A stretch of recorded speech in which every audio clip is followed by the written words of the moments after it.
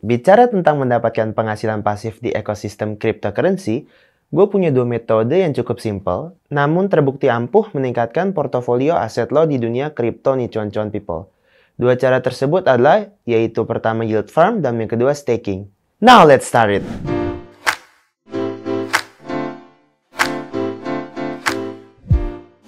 Hai cuan-cuan people, balik lagi sama gue Chris dari CCN Indonesia. Hari ini gue mau bahas tentang cara mendapatkan passive income di ekosistem kripto. Penasaran? Sebelumnya jangan lupa untuk subscribe channel kita untuk mendapatkan edukasi serta informasi menarik seputar kripto dan blockchain ya. Yield farming merupakan sebuah metode untuk mendapatkan keuntungan dengan cara menaruhkan LP token ke dalam pool yang disediakan oleh suatu platform DEX yang banyak berkembang di area DeFi. Mungkin teman-teman agak bingung dengan istilah LP token. Oke, gue akan jelaskan terlebih dahulu sebelum kita lanjut ke penjelasan lebih dalam tentang yield farming. LP token yang memiliki arti Liquidity Provider Token adalah sebuah token yang diberikan sebagai bukti tanda terima dari sebuah DEX. Untuk lo yang membuat sebuah piringan token, lo akan membantu DEX tersebut untuk memberikan likuiditas pada produk pasar pertukaran terdesentralisasi mereka. Sampai sini lo udah paham kan arti dari LP token? Yuk kita lanjut ke penjelasan yield farming. Biasanya DEX tersebut tidak hanya memberikan beberapa bagian fee pertukaran pasar mereka kepada penyedia likuiditas. Namun mereka juga memberikan sebuah LP token pool sebagai extra reward untuk para penyedia likuiditas di dalam DEX mereka. LP token pool tersebut merupakan asal dari arti kata yield farm.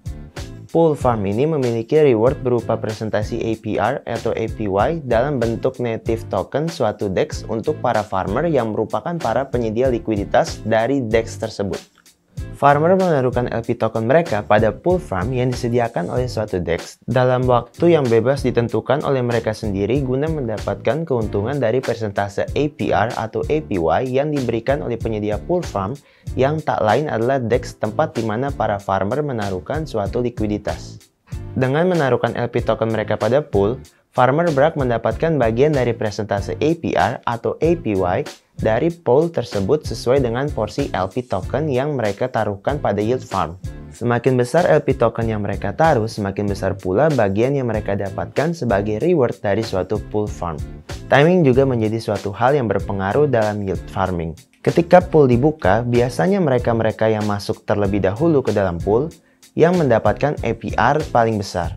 APR tersebut akan mengecil seiring dengan berjalannya waktu dikarenakan semakin banyaknya farmer yang masuk ke dalam pool farming.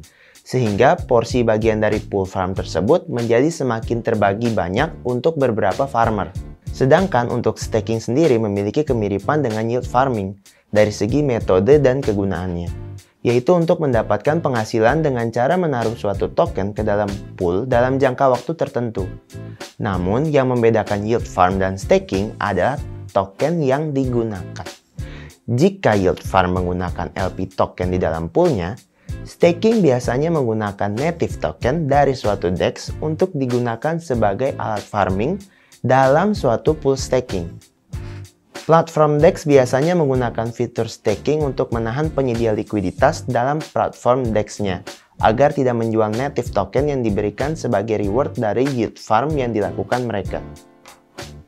Beberapa DEX memberikan staking reward berupa extra native token ataupun token-token dari project lain yang bekerja sama dengan DEX tersebut.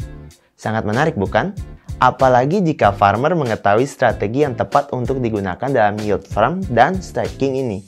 Strategi yang tepat jelas akan menghasilkan banyak keuntungan dari reward yield farm dan staking yang diberikan oleh DEX.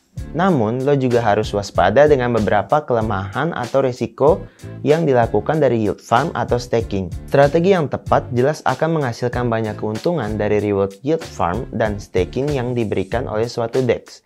Namun, lo juga harus waspada dengan beberapa kelemahan atau risiko dari melakukan yield farm atau staking ini. Salah satu risiko yang paling sering terjadi adalah penurunan nilai native token dari suatu DEX secara tiba-tiba. Hal tersebut dapat terjadi ketika banyak farmer yang menjual hasil reward dari berupa native token suatu DEX tersebut.